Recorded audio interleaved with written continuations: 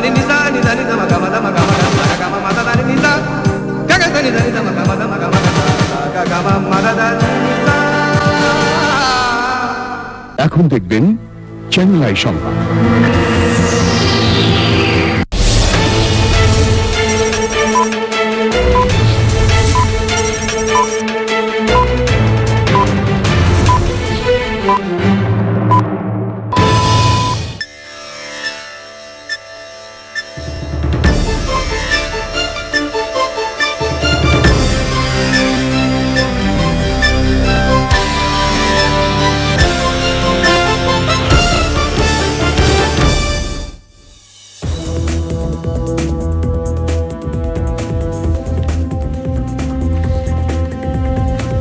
আসসালামু আলাইকুম, শুভেচ্ছা সহ আমন্ত্রণ চ্যানেল আই সংবাদে আপনাদের সাথে আছে আমি নবনীতা। বিস্তারিত সংবাদের শুরুতেই fresh full cream milk powder সংবাদ শিরোনাম। সমাবেশ নিষিদ্ধ করে করোনা রোধে নতুন প্রজ্ঞাপন, উন্মুক্ত স্থানে মাস্ক পরা বাধ্যতামূলক, হোটেল রেস্তোরাঁয় দেখাতে হবে টিকা সনদ। দেশের অগ্রগতি ধরে রাখতে দেশবাসীকে পাশে চাইলেন প্রধানমন্ত্রী, স্বাধীনতা বিরোধীরা মানুষের ভাগ্য পরিবর্তনে কিছু করেনি মন্তব্য। 10 তারিখ তিনি ফিরে এলেন, কারো কথা না ভেবে তিনি চলে গেলেন সোজা তার প্রিয় জনতার কাছে, যে জনগণের জন্য তিনি তার জীবনটা উৎসর্গ করেছেন। গডফাদারের কাঁধে পা দিয়ে তৈমুর ফাঁদে পড়েছেন বললেন আইভি, নৌকা প্রার্থীর পক্ষে থাকার ঘোষণা দিলেন শামীম ওসমান।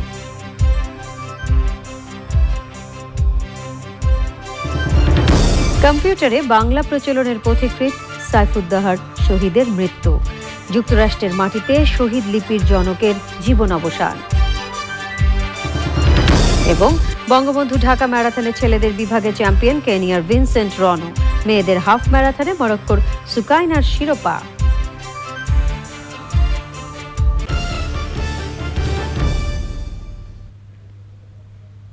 এছাড়া নিটল টাটা বিশেষ সংবাদে থাকছে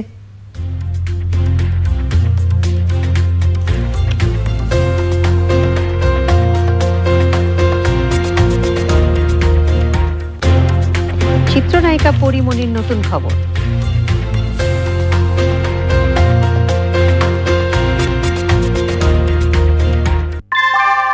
কুয়াশায় সাল ছুঁয়ে পানি আর কত হয়রানি আছে সমাধান, বসত ঘরে লাগাও আনো আসি।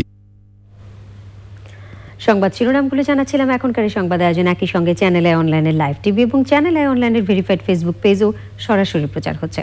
যাচ্ছে পুরো সংবাদে। দেশে করোনা ভাইরাসের বিস্তার রোধে 11টি বিধি নিষেধ সহ প্রজ্ঞাপন জারি করেছে মন্ত্রিপরিষদ বিভাগ। অফিস, আদালত সহ ঘরের বাইরে এবং দোকান, শপিং মল ও বাজারে সবার মাস্ক পরা বাধ্যতামূলক করা হয়েছে।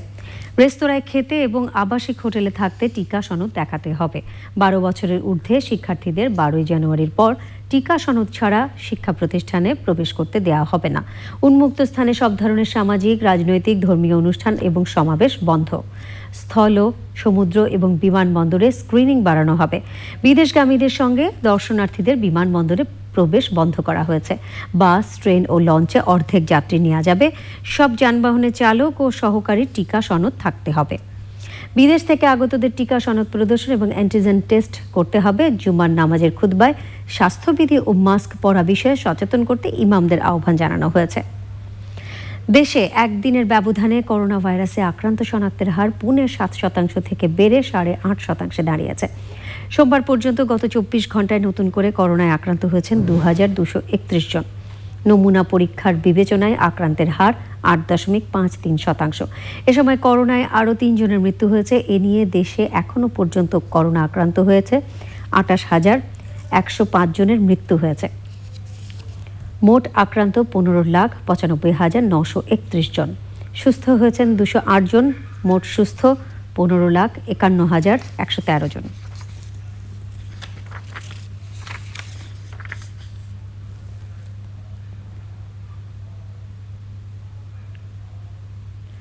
কোভিড-19 বিষয়ক জাতীয় পরামর্শ কমিটির সাথে বৈঠকের পর শিক্ষামন্ত্রী জানিয়েছেন, করোনা পরিস্থিতির কারণে আপাতত কোনো শিক্ষা প্রতিষ্ঠান বন্ধ হবে না, বরং সীমিত পরিসরে চলবে।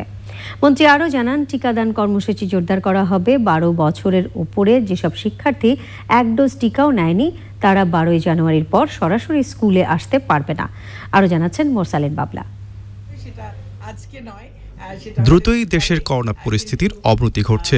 এই অবস্থায় শিক্ষা প্রতিষ্ঠানগুলো চালু রাখা হবে কিনা তা নিয়ে জাতীয় পরামর্শ কমিটির সাথে বৈঠক করে শিক্ষা মন্ত্রণালয়। সচিবালয়ে সংবাদ সম্মেলনে মন্ত্রী বলেন, 12 বছরের বেশি বয়সী সব শিক্ষার্থীকে 31শে জানুয়ারির মধ্যে টিকার আওতায় নিয়ে আসা হবে। শিক্ষার্থীরা রেজিস্ট্রেশন ছাড়াও নিজেদের পরিচয়পত্র নিয়ে কেন্দ্রে গেলে টিকা পাবে। 12 থেকে 18 বছর বয়সের মোট শিক্ষার্থীর সংখ্যা 1,16,23,322। প্রথম ডোজ দেওয়া হয়েছে 44 লক্ষ, দ্বিতীয় ডোজ দেওয়া হয়েছে 4,19,554। মোট টিকা দেওয়া হয়েছে আমাদের 48,19,554। প্রথম ডোজ দেওয়াই বাকি আছে 75,54,606। আমাদের শিক্ষার্থীরা এখন তারা যে শিক্ষার্থী সেই প্রমাণটুকু দিতে পারলেই তাদের টিকা দিতে পারবে। শিক্ষামন্ত্রী বলেন, স্কুল কলেজ বন্ধ করে দেওয়ার মতন পরিস্থিতি দেশে এখনো হয়নি, তবে সংশ্লিষ্টদের শিক্ষার্থীদের সুরক্ষা নিশ্চিত করার নির্দেশ দেওয়া হয়েছে। শিক্ষা প্রতিষ্ঠানগুলোতে স্বাস্থ্যবিধি মানার কাজটি চলছে। আমরা সেটিকে আরো স্ট্রিক্ট মনিটরিং এ নিয়ে আসতে চাই। সেই কাজটি এখন চলবে। প্রতিদিন যেভাবে মনিটরিং একদম গোড়াতে আমরা করছিলাম, সেটি আরো জোরদার এখন করা হবে। আর এই মনিটরিং এর আওতায় বাকি সব শিক্ষা প্রতিষ্ঠান, আমরা শুধু এর আগে হয়তো স্কুলগুলোকে দেখছিলাম, এখন বিশ্ববিদ্যালয় থেকে শুরু করে সকলকেই সেই মনিটরিং এর আওতায় আমরা হয়তো নিয়ে আসবো। শিক্ষামন্ত্রী বলেন, সার্বিক করোনা পরিস্থিতি দেখে এসএসসি ও এইচএসসি পরীক্ষার সিদ্ধান্ত নেবে সরকার। মোরসালিন বাবলা, চ্যানেল আই, ঢাকা। অগ্রগতি ধরে রেখে সামনের দিকে এগিয়ে যাওয়ার পথে দেশবাসীকে পাশে চাইলেন প্রধানমন্ত্রী শেখ হাসিনা। বঙ্গবন্ধু শেখ মুজিবুর রহমানের 50তম স্বদেশ প্রত্যাবর্তন দিবস উদযাপন অনুষ্ঠানে গণভবন থেকে ভার্চুয়ালি যোগ দিয়ে তিনি বলেন, 75 পরবর্তী ক্ষমতাসীন বঙ্গবন্ধুর খুনি ও স্বাধীনতা বিরোধীরা মানুষের ভাগ্য পরিবর্তনে কিছু করেনি, বরং বঙ্গবন্ধুর আদর্শের সোনার বাংলা গড়ে তোলার কাজ করেছে আওয়ামী লীগ সরকার। পান্থুর রহমান জানাচ্ছেন। বাংলাদেশ টেলিভিশনের শহীদ মনিরুল আলম মিলনায়তনে জাতির পিতা বঙ্গবন্ধু শেখ মুজিবুর রহমানের ঐতিহাসিক স্বদেশ প্রত্যাবর্তন দিবসের বিশেষ অনুষ্ঠান। মুক্ত স্বদেশে জাতির পিতা নামের ওই আলোচনায় সভাপতি হিসেবে যোগ দেন বঙ্গবন্ধু কন্যা প্রধানমন্ত্রী শেখ হাসিনা। 10 জানুয়ারি বাঙালি জাতির ইতিহাসে এক ঐতিহাসিক দিন। বক্তৃতার বড় অংশ জুড়েই বঙ্গবন্ধুর স্বদেশ প্রত্যাবর্তনের স্মৃতিচারণ করেন আওয়ামী লীগ সভাপতি। 10 তারিখ তিনি ফিরে এলেন, কারো কথা না ভেবে তিনি চলে গেলেন সোজা তার প্রিয় জনতার কাছে, যে জনগণের জন্য তিনি তার জীবনটা উৎসর্গ করেছেন। বঙ্গবন্ধুর ওই দিনের ভাষণকে সোনার বাংলা গড়ে তোলার রূপরেখা উল্লেখ করে শেখ হাসিনা বলেন, 75-এ শুধু একজন রাষ্ট্রপতি নয়, বরং চেতনাকে আঘাত করে স্বাধীনতা বিরোধীরা। 10 জানুয়ারির যে ভাষণ, এই ভাষণটা ছিল একটি স্বাধীন রাষ্ট্র গড়ে তোলার পরিকল্পনা। এই ভাষণটা ছিল স্বাধীন রাষ্ট্র কাঠামো কীরকম হবে, স্বাধীন রাষ্ট্র কিভাবে চলবে, স্বাধীন রাষ্ট্রকে কিভাবে কোন আদর্শে চলবে, সেই আদর্শই তিনি এই ভাষণে দিয়েছিলেন। একটি পূর্ণাঙ্গ পরিকল্পনা তার এই ভাষণে আমরা পেয়েছি। যখনই তিনি এই সাধারণ মানুষ, দরিদ্র মানুষ, গ্রামের মানুষ, তৃণমূলের মানুষ, তাদের ক্ষমতায়নের জন্য পদক্ষেপ নিলেন, আর্থসামাজিক উন্নয়নের পদক্ষেপ নিলেন, তখনই কিন্তু 15ই আগস্টের আঘাতটা এলো। এই আঘাতটা শুধু একজন রাষ্ট্রপতিকে হত্যা না, এই আঘাতটা ছিল একটা স্বাধীন দেশের আদর্শকে হত্যা করা, চেতনাকে হত্যা করা। তার প্রতি আস্থা রাখায় আবারও জনগণকে ধন্যবাদ জানান প্রধানমন্ত্রী। যে স্বপ্ন নিয়ে তিনি বাংলাদেশ স্বাধীন করেছিলেন, সেই স্বপ্ন বাস্তবায়ন করা, দুঃখী মানুষের মুখে হাসি ফোটানো, বাংলাদেশকে ক্ষুধামুক্ত, দারিদ্র্যমুক্ত সোনার বাংলা গড়ে তোলা। আজকে দিনে সেই প্রত্যয় ব্যক্ত করছি যে ইনশাল্লাহ যতটুকু বাড়ি জাতির পিতার স্বপ্ন বাস্তবায়ন করে বাংলাদেশের দুঃখী মানুষ তাদের ভাগ্যটা পরিবর্তন করে দিয়ে যাব। এবং দেশবাসীকে আমি সেই আহ্বানই জানাই যে আজকে যে অগ্রগতিটা হয়েছে এটা ধরে রেখেই যেন আমরা এগিয়ে যেতে পারি সোনার বাংলাদেশ গড়ার লক্ষ্যে। বঙ্গবন্ধুর 10ই জানুয়ারির ভাষণ প্রচারের পর সাংস্কৃতিক অনুষ্ঠানের মাধ্যমে শেষ হয় আনুষ্ঠানিকতা।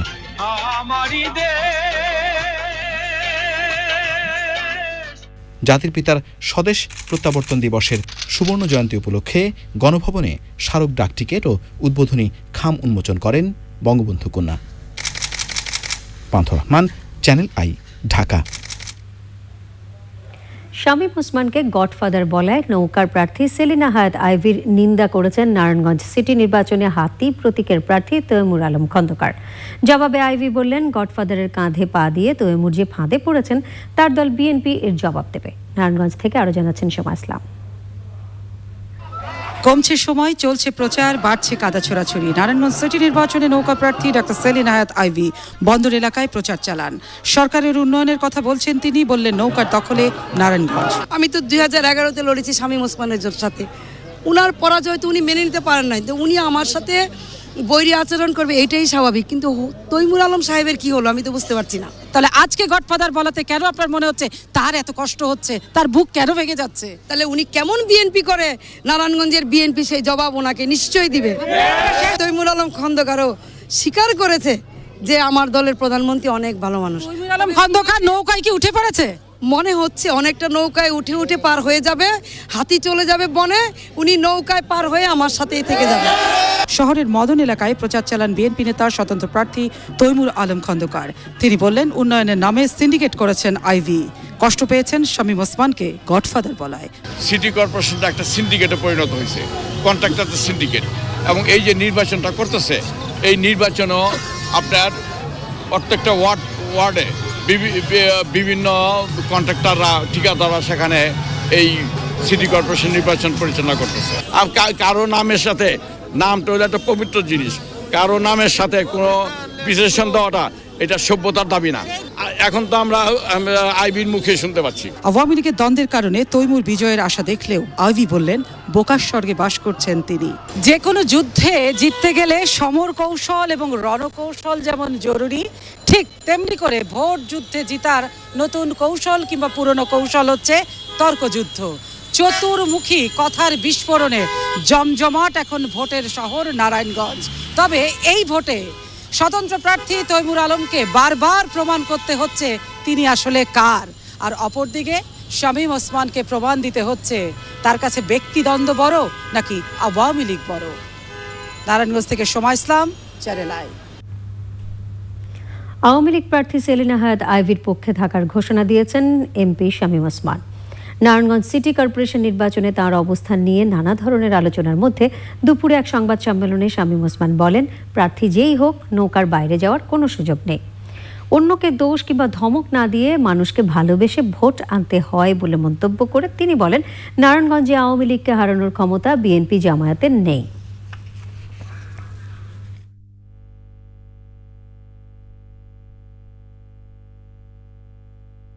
যে আমি তো নির্বাচনে নামতে পারি না ভাই, আমি মেম্বার অফ পার্লামেন্ট, আমি কিভাবে যে ঘরে ভোট চাবো? এটা উচিত না, এই আইনটা উঠিয়ে দেওয়া উচিত আমি মনে করি। কারণ সবাই নামতেছে আলটিমেটলি লুকায় লুকায়, তা আইন আমরাই করবো, আমরাই মানবো না, এটা খুব একটা গহিত কাজ বলে আমি মনে করি। যে ক্যামেরাটা ঘুরান্ত দেখি কে নামে নেই, সকাল বিকাল রাত 3 বেলা পরিশ্রম করতেছে, কোমরে যে কে কাজ করতেছে না, এই যে মজিবুর ভাই সবাই, everybody is doing the work. আমাদের প্রশ্নটা হচ্ছে আমাকে নিয়ে বিভিন্নভাবে টুইস্ট করে নিউজ করা হচ্ছিল, যেহেতু টুইস্ট করে নিউজ করা হচ্ছিল, that's why I have to do the press conference. আর যারা এরকম বিভিন্ন সময় বিভিন্ন কথা বলে, খারাপ লাগে না আমার কাছে, তাদের উদ্দেশ্যে বলতে চাই শুধু 16 তারিখে তো খেলা অবশ্যই হবে এবং খেলা আমরা জিতবো। সাবেক প্রতিমন্ত্রী ডাক্তার মুরাদ হাসানের বিরুদ্ধে স্ত্রী ও 2 সন্তানকে হত্যার হুমকি দেওয়ার সত্যতা জানতে তদন্ত শুরু করেছে ধানমন্ডি থানা। মুরাদ হাসানের লাইসেন্স করা আগ্নেয়াস্ত্র তার স্ত্রীর থানায় জমা দেওয়ার ঘটনায় আইনের বরখেলাপ হয়নি বলে জানিয়েছে পুলিশ। এনামুল কবির রূপম জানাচ্ছেন। সাবেক প্রতিমন্ত্রী ডাক্তার মুরাদ হাসানের স্ত্রী ডাক্তার জাহানারা এহসানের ফোন পেয়ে বৃহস্পতিবার দুপুরে তার ধানমন্ডির বাসায় গেলে পুলিশকে জানানো হয় স্ত্রী ও সন্তানদের আঘাতের চেষ্টা করেছিলেন তিনি। পরে থানায় এসে স্ত্রী জাহানারা সাধারণ ডায়েরিতে বলেন, মুরাদ তাকে ও 2 সন্তানকে মানসিক নির্যাতন ও হত্যার হুমকি দিয়ে আসছিলেন। পুলিশের কাছে নিজের ও সন্তানের নিরাপত্তা চান জাহানারা ইহসান। আদালতের অনুমতি নিয়ে ওই জিডির তদন্ত শুরু করেছে পুলিশ। তার উপরে শারীরিক নির্যাতন করা বা তাকে হুমকি দেওয়া, এই সমস্ত বিষয়গুলো আমরা তদন্ত করে দেখব বাস্তবে এরকম কোনো কিছু ঘটেছে কিনা। এগুলো ঘটলে আমরা আদালতের নজরে আনব এবং আদালতের নির্দেশনা অনুযায়ী পরবর্তী পদক্ষেপ নেওয়া হবে। রোববার দুপুরে মুরাদের লাইসেন্স করা একটি শর্টগান ও একটি পিস্তল এবং নিজের লাইসেন্স করা একটি শর্টগান নিয়ে ধানমন্ডি থানায় আসেন মুরাদের স্ত্রী। পুলিশ বলছে, স্বামীর আগ্নেয়াস্ত্র স্ত্রী জমা দিতে পারেন। এইটা তো তাদের বাসার থেকে এটা দিয়েছে, পারিবারিক সদস্য হিসেবে দিয়েছে। এটা হচ্ছে থার্ড পারসন, কেউ না, এখানে তাদের সম্পর্কের ভিত্তি আছে। একজনের অস্ত্র আর একজন জমা দেওয়ার প্রশ্ন হচ্ছে, পারিবারিক সদস্য অবশ্যই দিতে পারে। যদি নিরাপত্তার স্বার্থ আসে বা আইন শৃঙ্খলা বিঘ্ন হওয়ার কোনো আশঙ্কা বোধ করে দিতে পারে। সেক্ষেত্রে আমরা বিষয়টা আবার খতিয়ে দেখি যে এটা আসলে যথার্থই আছে কিনা। ডাক্তার জাহানারা ইহসান ও তার 2 সন্তানের নিরাপত্তায় ব্যবস্থা নেওয়ার কথাও জানিয়েছে police. Enamul Kabir Rupam, channel I, Dhaka. কম্পিউটারে বাংলা প্রচলনের পথিকৃৎ প্রকৌশলী সাইফুদ্দোহার শহীদ মারা গেছেন। ইন্না লিল্লাহি ওয়া ইন্না ইলাইহি রাজিউন।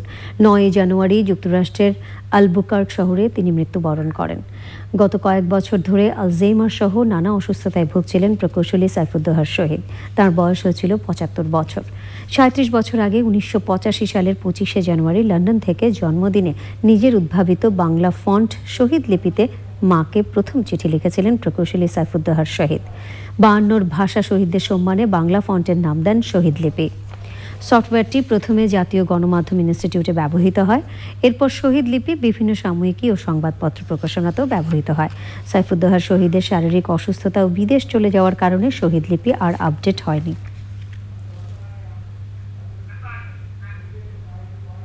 প্রতিষ্ঠার 40 বছর উদযাপন করেছে প্রাণ আরএফএল গ্রুপ। প্রতিষ্ঠা বার্ষিকী উদযাপনে তারা বিভিন্ন ক্ষেত্রে অবদান রাখা বিশিষ্ট জনদের সম্মাননা জানিয়েছে। শহীদুল্লাহ রাজু জানাচ্ছেন। 1981 সালে রংপুর ফাউন্ড্রি লিমিটেডের মাধ্যমে প্রাণ আরএফএল গ্রুপের যাত্রা শুরু। প্রথম দিকে বিশুদ্ধ খাবার পানি ও কৃষিকাজে সেচের পানি সরবরাহের উদ্দেশ্যে টিউবওয়েল ও কৃষি সহায়ক যন্ত্রপাতি তৈরি করত তারা। পরে যুক্ত হয় কৃষি পণ্য উৎপাদন ও প্রক্রিয়াজাতকরণে। নিজেদের 40 বছর উদযাপনের এ সময়ে তারা কৃষি উন্নয়নে গুরুত্বপূর্ণ ভূমিকা রাখা কৃষি উন্নয়ন ও গণমাধ্যম ব্যক্তিত্ব শাইখ সিরাজকে সম্মাননা জানিয়েছে। কর্মসংস্থান সৃষ্টির মাধ্যমে দারিদ্র্যমুক্ত বাংলাদেশ গড়ার লক্ষ্যে কাজ করার কথা জানিয়েছে প্রাণ আরএফএল। বাংলাদেশকে নিয়ে আরও ব্যাপক স্বপ্ন না দেখার কোনো কারণ আছে বলে আমি মনে করি না।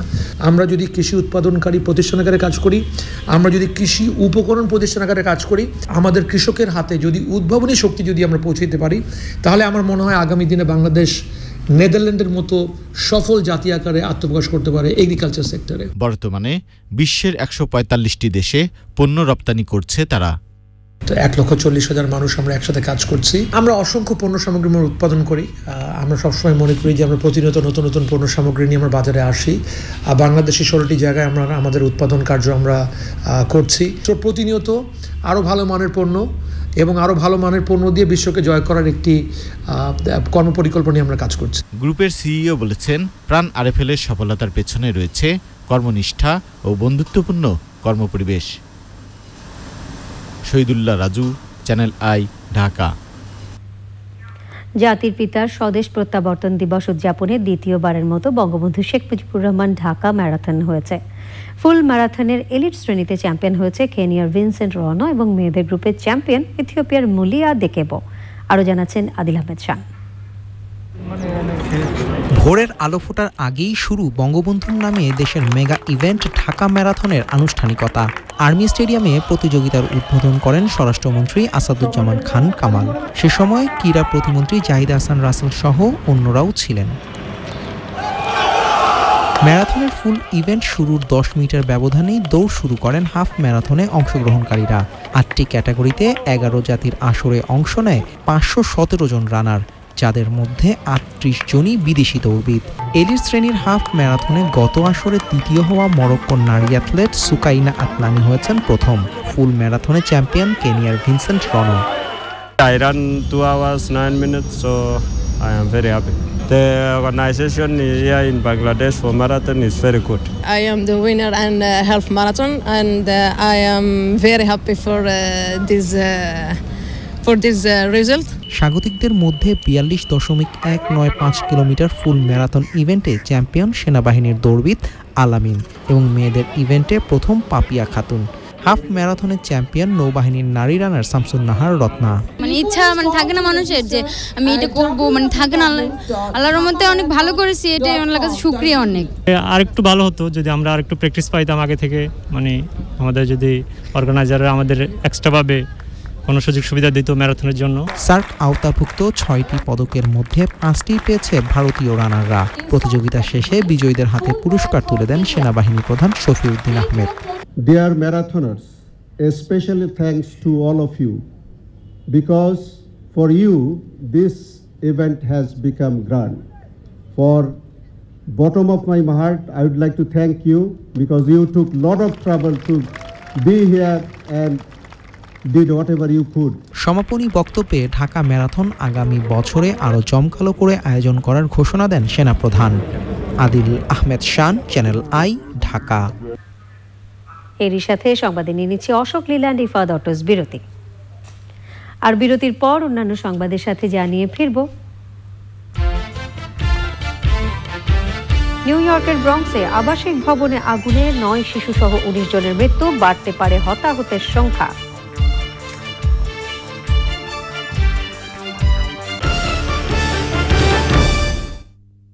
দিনাজপুরে শীতার্তদের কম্বল দিয়েছে ট্রাই ফাউন্ডেশন। অনুষ্ঠানে অতিথিরা বলেছেন, দুস্থ ও পীড়িত মানুষের কল্যাণে ওই উদ্যোগগুলো অন্যদের জন্য অনুসরণীয় হতে পারে। দিনাজপুর থেকে শাহ আলম শাহী জানাচ্ছেন। দিনাজপুরের বিরল উপজেলার মঙ্গলপুর সিনিয়র মাদ্রাসা চত্বরে ট্রাই ফাউন্ডেশনের উদ্যোগে প্রান্তিক জনগোষ্ঠীর মাঝে কম্বল বিতরণের আয়োজন। অনুষ্ঠানে প্রধান অতিথি ছিলেন বিরল উপজেলা চেয়ারম্যান AKM মোস্তাফিজুর রহমান বাবু। ট্রাই ফাউন্ডেশনের মতো আমরা সকলে যারা সমাজে বিত্তবান সকলে মিলে এগিয়ে আসি এই অসহায় শীতার্তদের মাঝে, আমরা তাদেরকে সহযোগিতা করি। অনুষ্ঠানে বিরল থানা পুলিশ পরিদর্শক মোহাম্মদ ফখরুল ইসলাম, মঙ্গলপুর সিনিয়র মাদ্রাসার অধ্যক্ষ মোহাম্মদ শাহজাহান আলী, সমাজসেবক কাউসার আলী, যুবনেতা জুয়েল রানা, কামাল হোসেন, আজহার আলী সহ অন্যান্যরা বক্তব্য রাখেন। এই দুর্দিনে এই শীতার্ত মানুষের মাঝে ট্রাই ফাউন্ডেশন যে অনুধাবন করছে যে শীতার্ত মানুষদেরকে সাহায্য করতে হবে, আমি ট্রাই ফাউন্ডেশনকে কৃতজ্ঞতা জানাই যে অসহায় মানুষের পাশে এসে দাঁড়ানোর জন্য। ট্রাই ফাউন্ডেশনের উদ্যোগে মঙ্গলপুর সিনিয়র আলিম মাদ্রাসায় এই শীতার্তদের মাঝে এই কম্বল বিতরণের জন্য চ্যানেল আইকে ধন্যবাদ জানি। প্রতি বছর জেকে বসা শীতে ট্রাই ফাউন্ডেশনের সহায়তা পেয়ে খুশি শীতার্ত মানুষ। ঠান্ডা বসে আমরা কম্বল পাই নাই, আজকে কম্বল পানো খুব ভালো লাগাছে। এই আজকে আমি প্রথম কম্বল পাইলাম, আমি কোনো দিনও আর কম্বল পাই নাই। এই কম্বল প্রথম পাইলাম, কম্বল পাইয়া খুশি হইলাম। সো আপনি শীতের মধ্যে উঠবো। যারা শীতবস্ত্র দিচ্ছে তাদেরও প্রতি আমি শুভেচ্ছা জানাই এবং ভালো থাক, সুস্বাস্থ্য, মঙ্গল কামনা করি। এই কার্যক্রম অব্যাহত থাকবে বলে জানান আয়োজকরা। দিনাজপুর থেকে শাহ আলম শাহী, চ্যানেল আই। জিপিএইচ ইস্পাত বাংলাদেশের অগ্রযাত্রা সংবাদ।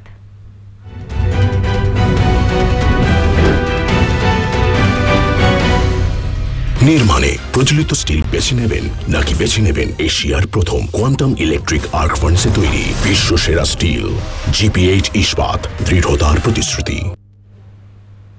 খুলনা শিপইয়ার্ডে ইলিশ গবেষণা জাহাজ নির্মাণ করা হয়েছে। 10 নটিক্যাল মাইল গতিসম্পন্ন জাহাজটির ভেতরে রয়েছে অত্যাধুনিক ইলিশ গবেষণা ল্যাবরেটরি। মৎস্য গবেষণা ইনস্টিটিউট এই আধুনিক জাহাজটি যথাযথ ব্যবহারের মাধ্যমে ইলিশ উৎপাদনে কার্যকর ভূমিকা রাখবে বলে মনে করেন সংশ্লিষ্টরা। খুলনা থেকে আরও জানাচ্ছেন দানিয়াল সুজিত বোস। খুলনা শিপইয়ার্ড লিমিটেড নির্মিত MBBFRI গবেষণা তৈরি নামের এই ফিশারিজ ভেসেলের দৈর্ঘ্য 25 মিটার, প্রস্থ 6 মিটার, ডিসপ্লেসমেন্ট 90 মেট্রিক টন, সর্বোচ্চ গতি 10 নটিক্যাল মাইল, হাল ম্যাটেরিয়াল স্টিল অ্যান্ড অ্যালুমিনিয়ামের তৈরি। ইলিশ গবেষণা ল্যাবরেটরি এবং ফিশ ফাইন্ডার রয়েছে। এই ফিশ ফাইন্ডারের সাহায্যে আমরা ইলিশ মাছের নতুন নতুন বিচরণের ক্ষেত্র নির্ণয় করতে পারবো এবং এর ফলে আমাদের ইলিশ মাছের যে উৎপাদন আগামীতে আরও আশা করি অনেক বৃদ্ধি পাবে। আমি মনে করি যে এটি ইলিশ গবেষণা, ইলিশ সম্পদ সংরক্ষণ এবং ইলিশের সম্পদ প্রবৃদ্ধির ক্ষেত্রে এটি অত্যন্ত গুরুত্বপূর্ণ ভূমিকা পালন করবে। বিশ্বের মোট উৎপাদিত ইলিশের 80% আমরা উৎপাদন করি এবং ইতিমধ্যে ইলিশ বাংলাদেশের ভৌগোলিক নির্দেশক জিআই পণ্য হিসেবে স্বীকৃতি লাভ করেছে। এই জাহাজ আমাদের নিজস্ব সক্ষমতার আরও এক দৃষ্টান্ত, বলছে BFRI। ইলিশের প্রাকৃতিক মজুদ কত, আমরা কত ইলিশ আহরণ করতে পারবো, আমাদের ইলিশের সাস্টেনেবল ইল কত হওয়া উচিত, এই বিষয়গুলি নিয়ে আমরা এখন গবেষণা করছি। আমাদের তথ্যপত্র সংগ্রহের ক্ষেত্রে এই জাহাজটি একটি বিশাল ভূমিকা পালন করবে। ইলিশ সহ অন্যান্য প্রজাতির মাছের উৎপাদন বৃদ্ধির লক্ষ্যে গবেষণা পরিচালনা করা আসছে এবং আমাদের যে বিলুপ্ত প্রায় বা এক্সটিংক্ট পর্যায়ে যে মাছগুলি রয়েছে সেগুলি নিয়েও তারা গবেষণা করছে। এই জাহাজ ইলিশ তথা মৎস্য গবেষণার নতুন দুয়ার উন্মোচন করবে, বলছেন মৎস্য ও প্রাণী সম্পদ মন্ত্রী। আমাদের সায়েন্টিস্টদের অনুরোধ করব, এই জাহাজটাকে প্রপারলি মেইনটেইন করতে হবে, যত্ন নিতে হবে। মনে রাখতে হবে জাহাজের একটি কণা এই রাষ্ট্রের কৃষক, শ্রমিক, মেহনতি মানুষের অর্থের ট্যাক্সের টাকায় তৈরি। কাজে যেন তেন উপায় যেন জাহাজ কখনো ক্ষতিগ্রস্ত না হয়। Daniel Sujit Bose, channel I, Khulna. এবারে সামিট আন্তর্জাতিক সংবাদ।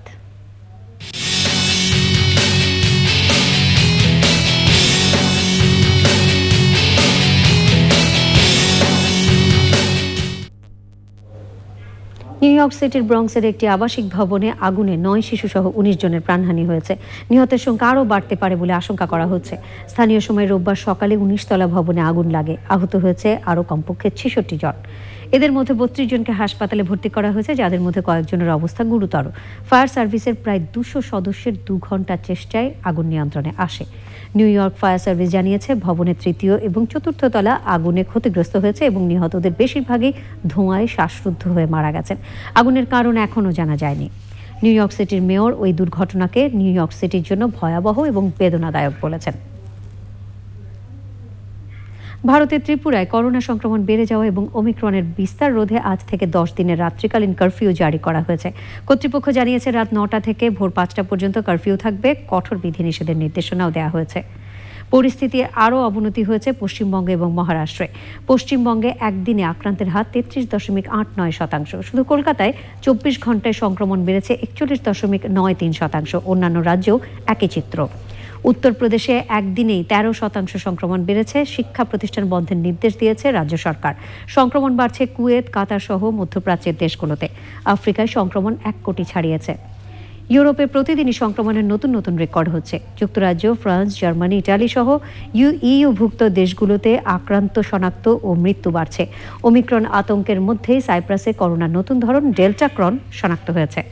বিজ্ঞানীরা জানিয়েছে ডেল্টা এবং ওমিক্রনের বৈশিষ্ট্যগুলো বিদ্যমান নতুন ধরনটিতে। তবে এ নিয়ে উদ্বিগ্ন হওয়ার মতো কিছু নেই, জানিয়েছে সাইপ্রাসের স্বাস্থ্য মন্ত্রণালয়। অবৈধভাবে ওয়াকিটাকি রাখা এবং করোনার বিধিনিষেধ ভাঙার দায়ে মিয়ানমারের নেত্রী অং সান সুচিকে আরও 4 বছরের জেল দেওয়া হয়েছে। সেনাশাসিত মিয়ানমারের একটি আদালত সোমবার সুচিকে এই দণ্ড দেন। লাইসেন্সবিহীন ওয়াকিটাকি রাখার দায়ে 2 বছর এবং করোনা ভাইরাসের বিধিনিষেধ লঙ্ঘনের অভিযোগে সুচিকে আরও 2 বছরের কারাদণ্ডাদেশ দেওয়া হয়েছে। এর আগে নেপিডোতে সুচির বাসভবনে তল্লাশি চালিয়ে একাধিক ওয়াকিটকি পান সেনা কর্মকর্তারা। সুচির দেহরক্ষীরা কর্তৃপক্ষের অনুমতি ছাড়াই ওয়াকিটকিগুলো ব্যবহার করেছেন বলে অভিযোগ আনা হয়। শান্তিতে নোবেলজয়ী 76 বছর বয়সী সুচির বিরুদ্ধে বেশ কয়েকটি মামলা রয়েছে। এসব মামলায় তার 100 বছর পর্যন্ত কারাদণ্ড হতে পারে। নিটুল টাটা, বিশেষ সংবাদ।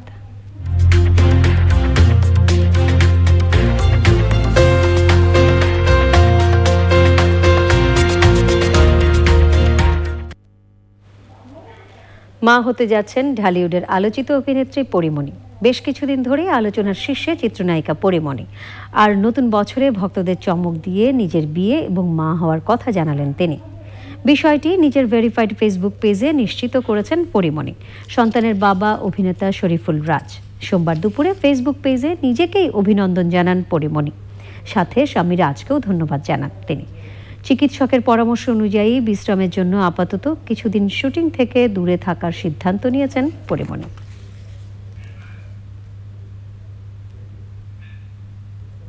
এবারে কৃষি সংবাদ।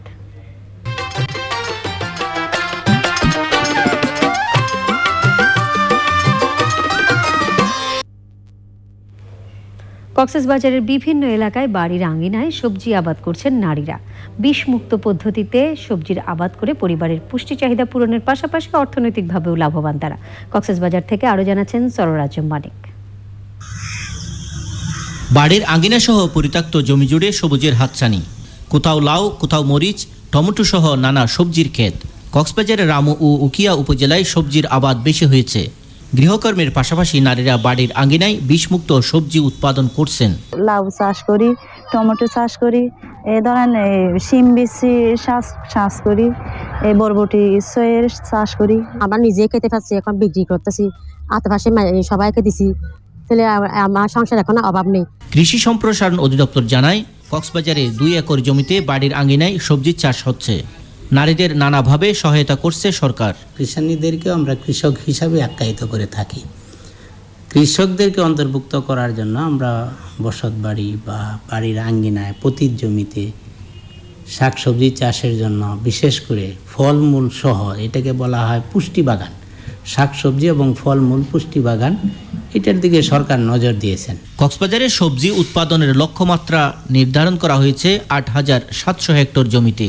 এই অঞ্চলের নারীরা সংসারের কাজের পাশাপাশি এখানে এসে নানা রকমের সবজি চাষ করছেন। এগুলো দিয়ে তারা সংসারে ভূমিকা রাখছেন। বাংলাদেশের অন্যান্য স্থানের জন্য এটি একটি উদাহরণ হতে পারে। কক্সবাজারের রুকিয়া রাজাপালং থেকে সররাজ মানিক, চ্যানেল আই। এখন দেখবেন প্রকৃতি সংবাদ।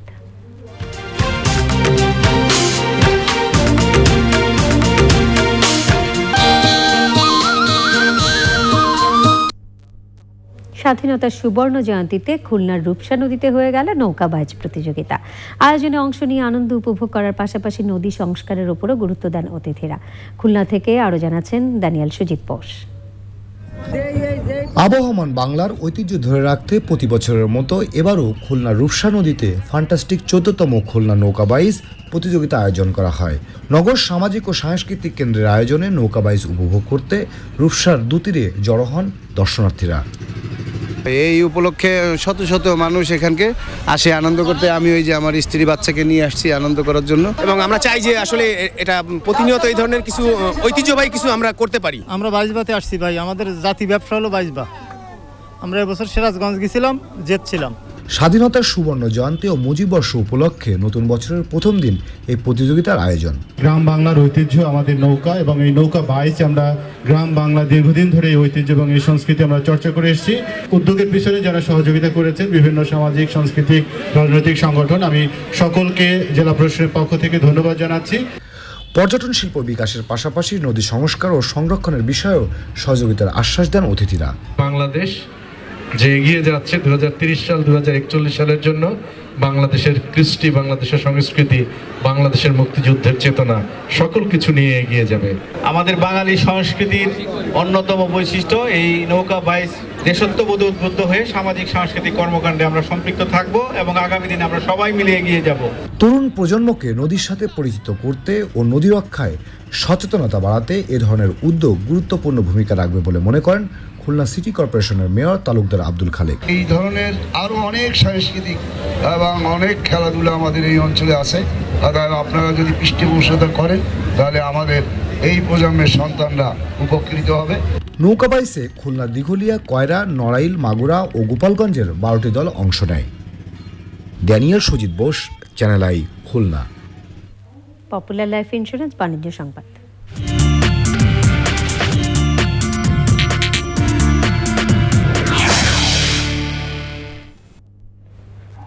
ঢাকা স্টক এক্সচেঞ্জে সপ্তাহের দ্বিতীয় কার্যদিবসে লেনদেনে ঊর্ধ্বমুখী প্রবণতা দেখা গেছে। আগের কার্যদিবসের চেয়ে ডিএসইএক্স সূচক 61 পয়েন্ট বেড়ে 6,994 পয়েন্টে দাঁড়িয়েছে। বেড়েছে অধিকাংশ কোম্পানির শেয়ারের দাম।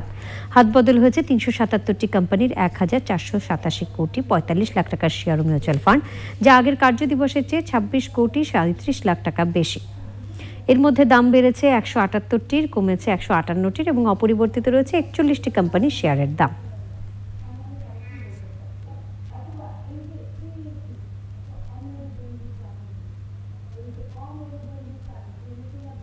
সংবাদে আবারও অশোক লিল্যান্ড ইরফাদ অটোস বিরতি। বিরতির পর আপনাদের সাথে আছি চ্যানেল আই সংবাদ নিয়ে। এসএসসি ব্যাচ 1986 বাংলাদেশের মেগা আয়োজন সঙ্গীত রিয়ালিটি শো তোমাকেই খুঁজছে 86 চ্যাম্পিয়নশিপ রাউন্ড হয়েছে। রাজধানীতে বর্ণিল আয়োজনে শীর্ষ শিল্পীরা গান পরিবেশন করেন। অনুষ্ঠানে প্রধান অতিথি ছিলেন সংসদ সদস্য ইলিয়াস উদ্দিন মোল্লা, বিশেষ অতিথি ফাউন্ডার অ্যাডমিন আশরাফুল হক সোহেল এবং গ্রুপ সিইও মোহাম্মদ শহীদুল্লাহ সিদ্দিকী। আলোচনা করেন তোমাকেই খুঁজছে 86 আহ্বায়ক গোলাম কবির দিনার, পর্ব পরিচালক সুরুজ্জামান এবং অন্যরা। 21শে জানুয়ারি সংগঠনের দ্বিতীয় প্রতিষ্ঠাবার্ষিকীর অনুষ্ঠানে বিজয়ীদের পুরস্কার তুলে দেওয়া হবে। এবারে খেলার খবর।